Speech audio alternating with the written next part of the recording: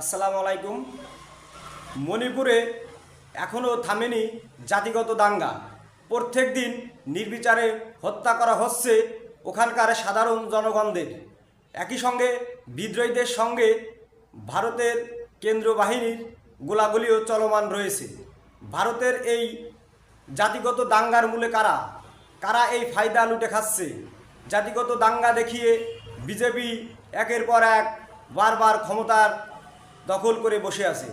BJP সরকারের আর এক উগ্রবাদী শুভেন্দু অধিকারী বর্তমানে পশ্চিমবঙ্গের হিন্দু মুসলিম এবং বাংলাদেশের হিন্দু মুসলিমের মাঝে সাম্প্রদায়িক দাঙ্গা বাঁধিয়ে তারা সেখানে ক্ষমতা দখলের ষড়যন্ত্র চালিয়ে যাচ্ছে। কিছুদিন আগে পশ্চিমবঙ্গের মুখ্যমন্ত্রী মমতা বন্দ্যোপাধ্যায় না বুঝেই না জেনেই ষড়যন্ত্রর ফাঁদে পাড়া দিয়ে বাংলাদেশের বিরুদ্ধে বিজেপির কাছে দাবি জানিয়েছে বাংলাদেশের শান্তিরক্ষী পাঠানোর। আসলে তিনি কি জানেন শান্তিরক্ষী বাহিনী কি, তাদের কাজ কি, একটা দেশে কিভাবে তারা আসে? আমরা বাংলাদেশিরা মনে করি ভারতের প্রতিটা রাজ্যে শান্তিরক্ষী মোতায়েন করা উচিত।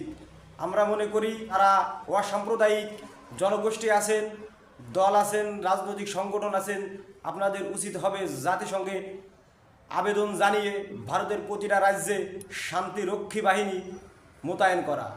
কেউ উগ্র হিন্দুত্ববাদীদের ষড়যন্ত্রের ফাঁদে পাড়া দিয়ে সাম্প্রদায়িক দাঙ্গা বাঁধিয়ে বাঙালি জাতিকে বিভক্ত করবেন না।